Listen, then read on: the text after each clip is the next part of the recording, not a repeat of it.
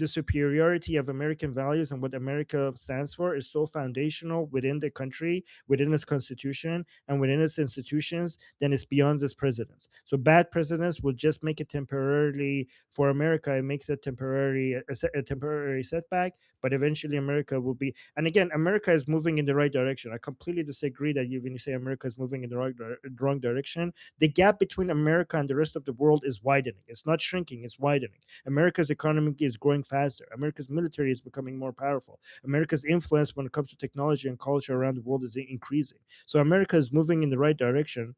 And yeah, so and I support that, and I'm glad, and I'm appreciative of America. Even if I criticize America sometimes, I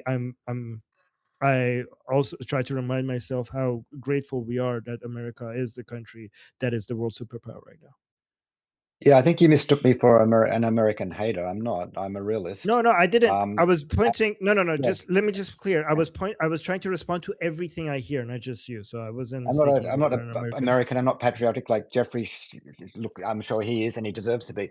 But what I'm saying is that, I mean, for example, I just don't think it's a good idea to be relying on the United States. Have a look at the Kurds in Syria. America will always do what is in its best interest. It's not that powerful that it cannot do and be ruthless and do what is in its best interest. And when I was talking about America going the wrong direction, I had my eyes on what's happening in the American universities that have been taken over by their enemies, and what's happening to the views of the young people. Maybe they'll grow out of it, maybe they won't.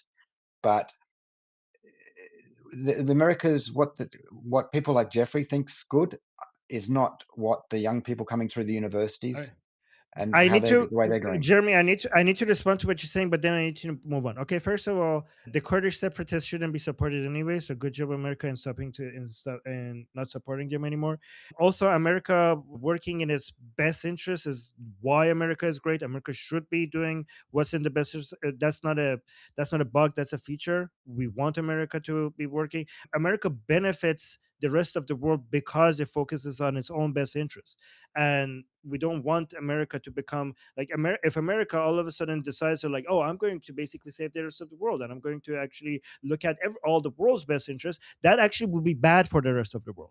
Sometimes you think like if you actually try to help people that's best for people, it's not the case. It's basically the same as we want it's America focusing on America is more beneficial to the rest of the world than an America focusing and trying to save the rest of the planet, right?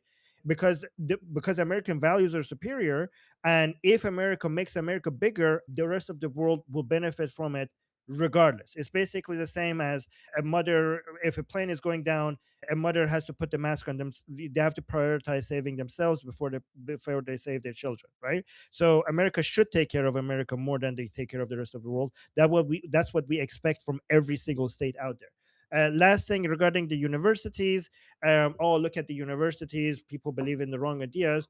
I mean, America has gone through worse. America, look at the McCarthyism. That was a horrible episode that we had in America.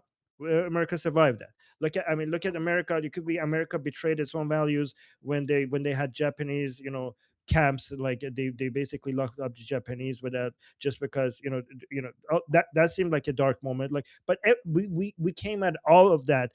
Again, these are temporary for me because the foundations of America are very solid. These are just temporary setbacks, but America, on average, long term, if you zoom out, it's in the wrong direction. And I think what you're saying in American universities is just one of the other temporary setbacks that we have so many of those in America's history, and America survived every single one of those, and it will continue to survive them. All right, so we need to move on. Who is next, Danny? Next, I have Eric Davis.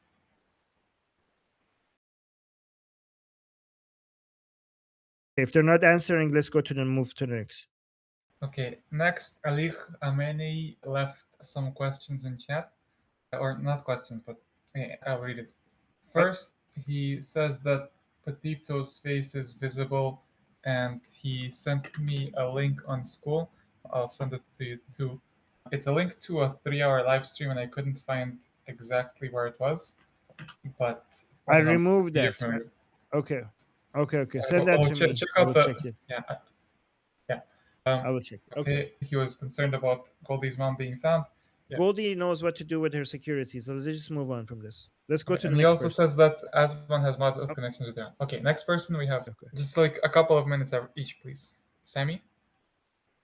Sammy, just real quick, 30 seconds. Amin, I just wanted to ask you about the military aspect of the mullah regime. What do you think would be the case scenario if Khomeini or the mullah regime chief Ayatollah is removed? What do you think would be the result of the mullah regime's military wing?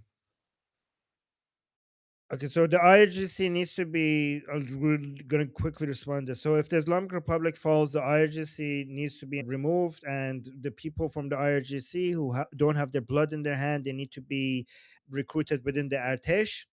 So we have two military units in Iran, the Artesh and the IRGC. We need to get rid of the IRGC, and all of our military force needs to go under the Artesh. The leaders of IRGC and the Artesh, both of them will be trialed for their crimes against the Iranian people. Within the IRGC, anybody that could be proven was involved in killing the Iranian people, they should also be, they should also be, have their day in court and then go to jail. But then all the other ones need to be, everyone left, and all the new people that we will be recruiting will be under one army ish. So that's what we're gonna do. Okay, so let's next person. I have Jeffrey. Did you want to say something?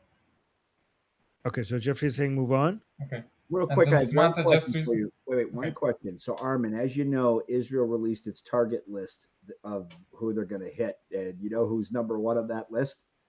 As Tulsi reported, it's someone with a very long beard. Okay, Right. well, fantastic. That's good to know. All right, I'm gonna Right. have to look into that. Okay, next. Last, Samantha just raised her hand and that's it. I saw Richard as well. Samantha and then Richard. Samantha. I must have missed Richard.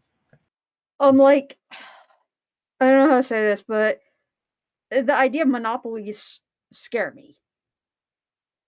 So, like, even if America's better than, other countries, it would have to be, like, it can't just be a little bit, it has to be way better for it to, like, be better for America to have a power monopoly than, like, America with a power monopoly would, like, maybe be the strongest country, but, like, another country be a very close second in terms of power.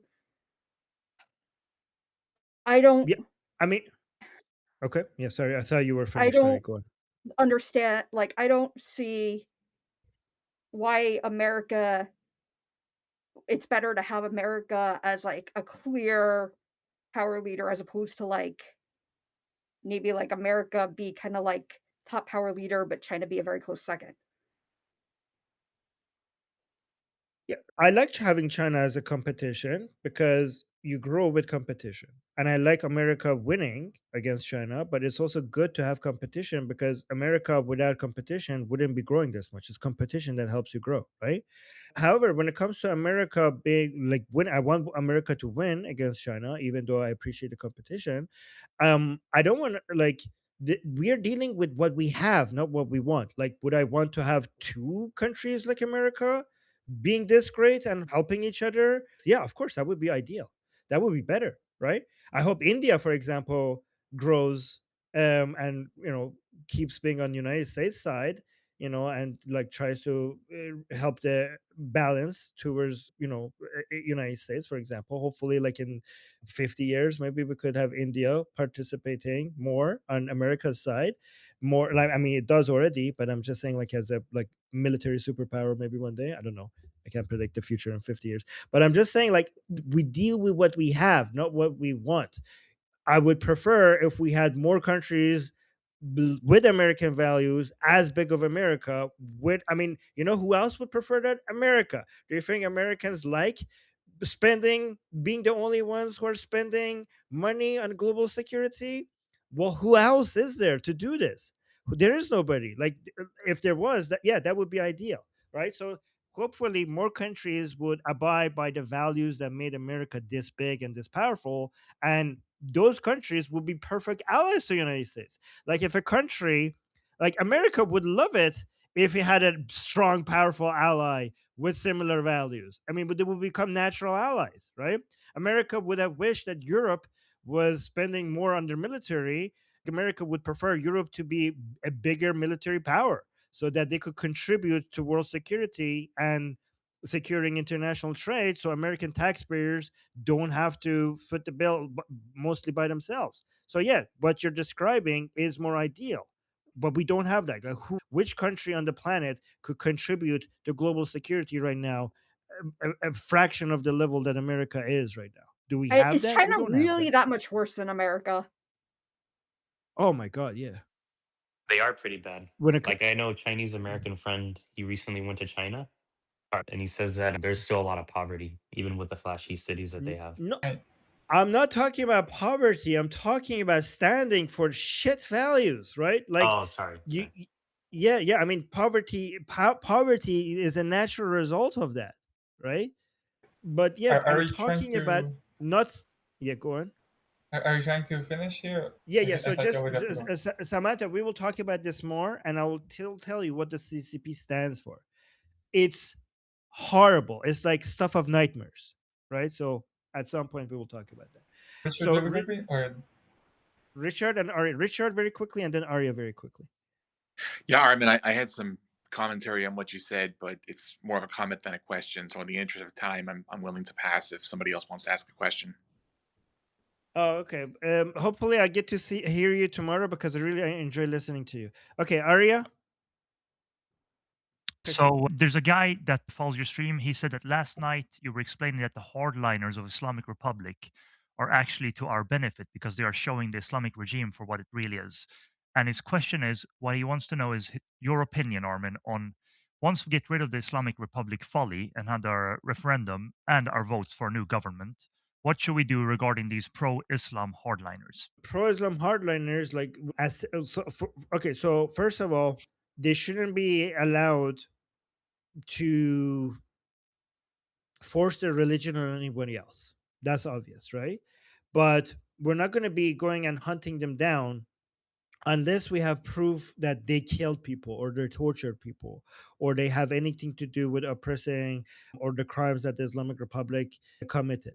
Okay, but I believe, and I believe also Prince Reza Pahlavi believes this, that we're not going to go hunt people down for having shitty ideas. We might like ridicule them, we might make fun of them, we might create content against them, we might humiliate their shit ideas, but we are going to have freedom of religion. We're going to allow them to even talk about their shit ideas. Maybe we actually encourage that because that will give us more material to ridicule, but we're not going to be forcing our way. We're not going to let them force their way on us, but we're not going to be forcing our way on them. We're just going to allow them to stand for what they believe. And now, finally, they have to compete with our values. And it's actually very easy to defeat them because they're, as like, we don't need to actually hunt these people down physically because we want to show that in a fair battlefield of ideas, we will crush these people. Like, we don't need to use force to basically destroy what these people stand for. The only reason why these people's values survive is because we weren't able to fight them against them fairly.